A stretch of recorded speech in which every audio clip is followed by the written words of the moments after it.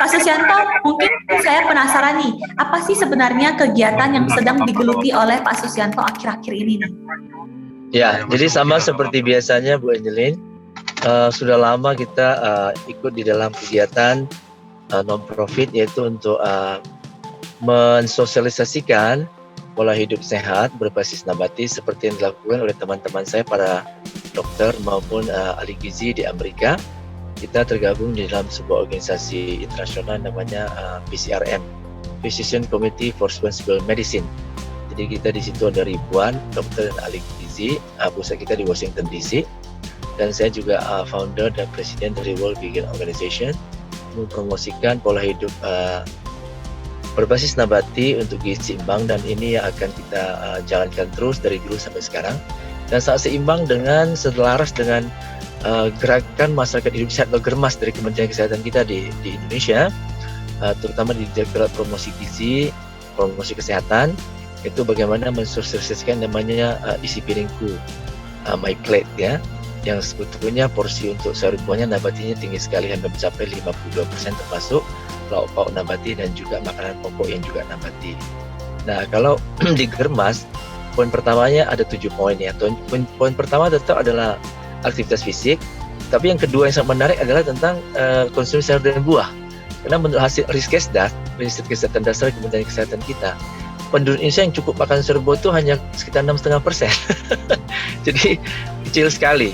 Padahal oleh Harvard University tahun 2020, saya di tahun-tahun 2020, 2019 banyak bicara di berbagai forum, bagaimana cara meningkatkan imunitas terutama menghadapi COVID-19 ini ya di masa pandemi. Salah satunya itu dengan konsumsi tinggi sayur buah. Ini anjuran dari Harvard University, begitu juga dari Germas Kemenkes kita. Kira-kira begitulah kesibukan ya, hampir tiap hari kita ada webinar ya. Wow. Bahkan sehari bisa sampai 5-6 kali kan. Kalau dulu kan seminar saya mesti keluar kota, sekarang duduk manis saja di rumah, di kantor udah bisa untuk ngomong ke seluruh dunia. I see. Oke, siap. Thank you Pak Susianto. Nah, mungkin selanjutnya nih, Pak Susianto, kalau bisa diceritakan sedikit, apa sih sebenarnya misi dari Pak Susianto sendiri? Misi hidup nih dari Pak Susianto. Ya, misi hidup itu memang setiap saat berubah ya. Ya, dari kecil, itu masih sekolah SMA maunya begini, lulus kuliah maunya begini, dan tidak terpikirkan dalam sekitar 33 tahun terakhir, saya lebih kepada bagaimana membantu masyarakat untuk hidup sehat yang secara murah meriah. Jadi contoh simpel ya Bu Angelin, tempe itu makanan murah meriah, tapi gizinya sangat tinggi bahkan di atas daging. Ya. Jadi bagi saya itu nggak benar kalimat atau statement yang mengatakan untuk hidup sehat itu mahal, itu salah. Sehat itu murah meriah kok. Makanan mahal belum tentu sehat ya, dan makanan yang murah belum tentu nggak bergizi. Nah, contoh kasus tempe, saya suka bikin statement, gizi tempe 10 kali di atas daging, tapi harganya 10 kali lebih murah dari daging. Nah itu. Wow, keren sekali nih misi dari Pak Susianto, sangat menginspirasi. Saya baru tahu loh sebenarnya tempe itu gizinya 10 kali lipat dari daging, Pak. Yes. Ya, oh, I see. Kalsiumnya loh, kalsiumnya benar 10 kali di atas daging kalsium. Wow, oke. Jadi makin juga penasaran nih. Oke, siap Pak Susianto. Oke, nah Pak Susianto mungkin selanjutnya nih, mungkin boleh diberitahu sedikit, mungkin apa sih hal-hal yang tidak banyak orang ketahui dari Pak Susianto? Jadi ibaratnya fun fact nih Pak. Iya, sebetulnya hampir semua sih perjalanan hidup saya itu orang tahu ya. Tapi mungkin yang satu ini tidak begitu banyak orang tahu. Tapi tentunya teman-teman dekat sudah tahu ya, atau sudah dekat. Jadi saya pernah mengalami di rumah sakit yang hampir meninggal ya. Tapi bukan karena COVID ya. Waktu itu ada infeksi di liver gitu. Dan itu betul-betul sebuah pengalaman yang luar biasa. Gimana rasanya orang-orang saat kejang mau meninggal dunia. Ya. Tapi kemudian sehat kembali, dan itulah saya berpikir waktu yang diberikan Tuhan ini harus kita manfaatkan dengan baik untuk kebaikan ya. Puji Tuhan ya Pak ya. Yes, benar sekali. Kita selalu harus memanfaatkan waktu yang ada selagi memang diberi kesempatan. Seperti itu. Oke, siap-siap, luar biasa. Nah, mungkin Pak Susianto, pertanyaan terakhir nih dari saya. Kalau bisa dirangkumkan berbicara tentang SML Talk, apa sih sebenarnya yang akan Pak Susianto bagikan kepada penonton dan teman-teman di SML Talk 2021 nanti? Kalau bisa dirangkumkan secara singkat. Jadi saat ini kan sebetulnya kita dari Indonesia Vegan Society atau Vegan Society of Indonesia atau bahkan World Vegan Organization sudah bekerja sama dengan Kemenkes gitu ya, dalam hal untuk promosi tentang gaya hidup sehat dan juga terutama di gizi ya. Dan yang kedua adalah tentu membantu pemerintah dalam sosialisasi GERMAS, Gerakan Masyarakat Hidup Sehat.